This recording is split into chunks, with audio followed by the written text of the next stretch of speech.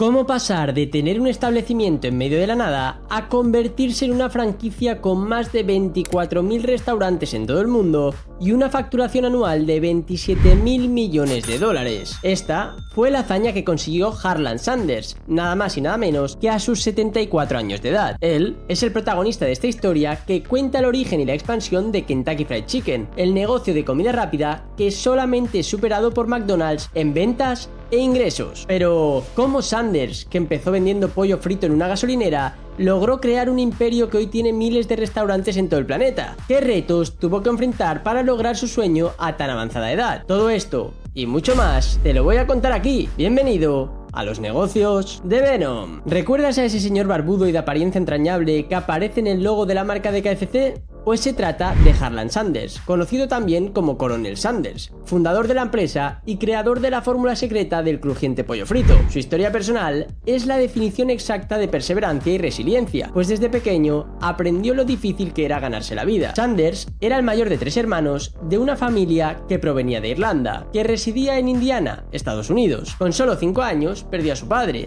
por lo que muy pronto tuvo que abandonar su rol de niño ayudando a su madre en casa con diversas tareas. Por esta razón, dejó los estudios a los 12 años y empezó a trabajar en la granja familiar a tiempo completo. Sin embargo, no duraría mucho tiempo haciendo estas labores, ya que a los 13 años huyó de su casa, debido a los constantes maltratos de su padrastro, el hombre con quien su madre se casó tras la muerte del cabeza de familia. Sanders huyó a casa de sus tíos y a los 15 años empezó a trabajar como conductor de tranvías. En ese periodo, conoció a 2 reclutadores del ejército que le convencieron de unirse a ellos, así que ni corto ni perezoso, Harlan falsificó sus documentos para poder entrar en el ejército, ya que ni siquiera era mayor de edad. Finalmente, consiguió iniciar una carrera militar que también duraría bastante poco, pues solamente cumplió con su servicio en Cuba y regresó de vuelta a los Estados Unidos. Sanders, al volver, empezó a estudiar leyes e inició una serie casi interminable de empleos en los que nunca tendría éxito. Trabajó como bombero, agente de seguros, marino mercante e incluso fue juez de paz al terminar sus estudios de abogacía. Quienes le conocieron aseguran que tenía un carácter agrio y muy complicado. Probablemente esta era la razón por la que no permanecía por mucho tiempo en el mismo trabajo. De hecho, en su biografía se cuenta que fue despedido en 2 ocasiones. La primera, por pelearse a golpes con un ingeniero mientras trabajaba en los ferrocarriles, y la segunda,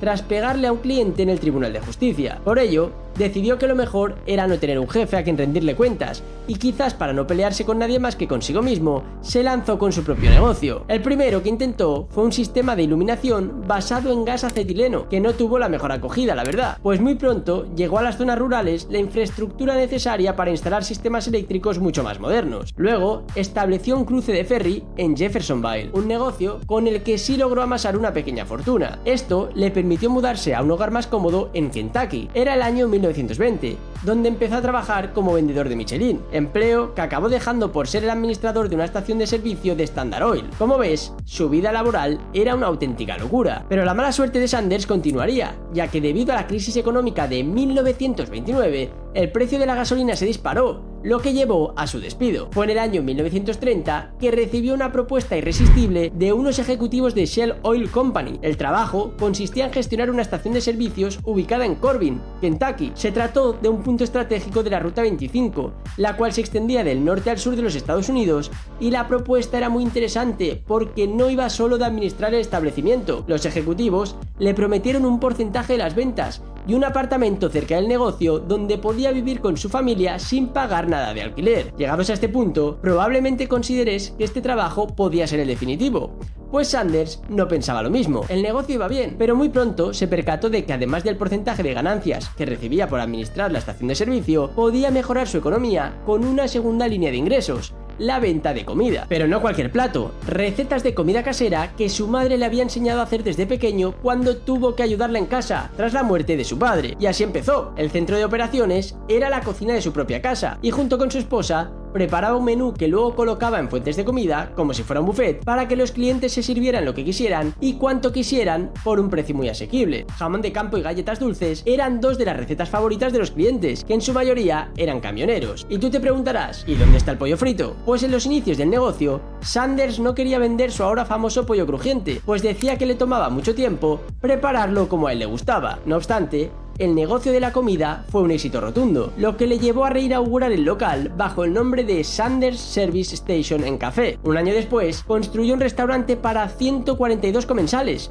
lugar que sería testigo del origen de la famosísima receta de pollo que se convertiría en el plato icónico de la empresa que estaba por nacer. Esta receta, patentada por Harlan en el año 1940, contenía alrededor de 11 hierbas y especias que hasta el momento eran secretas. Nadie las conocía. Un secreto que se mantuvo durante 80 años, ya que, spoiler, ahora cualquiera puede preparar la receta original del pollo frito del señor Sanders, pero esto ya lo contamos más adelante. De hecho, en la actualidad, este segundo local se llama Harlan Sanders Café and Museum y es un museo sobre la historia de KFC. A pesar de lo delicioso que era este pollo, el miedo de Harlan se hacía realidad. Se trataba de un plato que tardaba hasta 30 minutos en cocinarse en una sartén. Como seguramente comprenderás, esto es la ruina para cualquier restaurante, pues ningún cliente quiere esperar 30 minutos por su comida. Es por ello que Sanders asistió a una demostración del funcionamiento de una olla a presión en una ferretería local y, sorprendido por los buenos resultados en cocción y tiempo, mandó a diseñar una freidora a presión que en lugar de agua utilizara aceite para freír los alimentos y así poder acelerar el servicio. De esta forma consiguió reducir el tiempo de cocción a tan solo 8 minutos.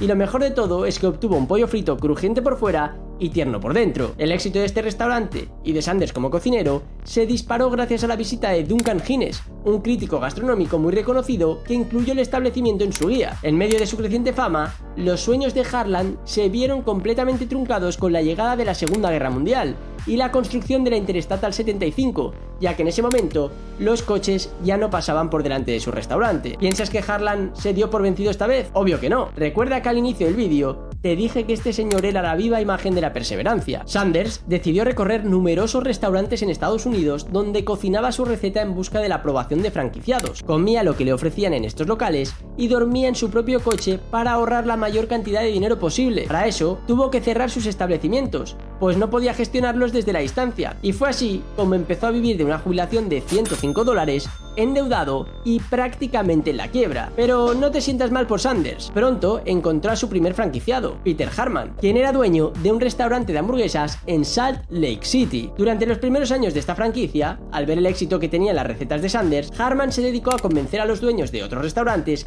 de que debían incorporar el Kentucky Fried Chicken a sus menús. Poco a poco se fueron sumando más franquicias, en cuyas inauguraciones Sanders se presentaba con un impecable traje blanco y una corbata negra, la imagen que acabaría convirtiéndose en el sello icónico de la marca. Absolutamente increíble. 10 años después, la empresa ya tenía 600 locales y unas ganancias de más de $300.000 al año de aquel entonces, que era mucho dinero. Pero con la expansión también se complicaba la gestión de los restaurantes, y por eso Sanders decidió vender la compañía a un grupo de inversores locales por $2 millones y un salario de por vida de $40.000 al año por aparecer en público como portavoz y embajador de la marca. En esta segunda etapa, KFC tenía a John Brown Jr. y a Jack Massey como nuevos propietarios, aunque Pete Harman, el primer franquiciado de la empresa, también formaba parte de este grupo de inversores. Ahí todo despegó, un periodo de expansión constante en el que KFC abrió establecimientos en Puerto Rico, México, Jamaica, Bahamas, Japón, Tailandia y Filipinas. Y la verdad, durante este periodo de crecimiento no todo fue como sus CEOs esperaban. Jack Massey acabó abandonando la compañía por desacuerdos con John Brown.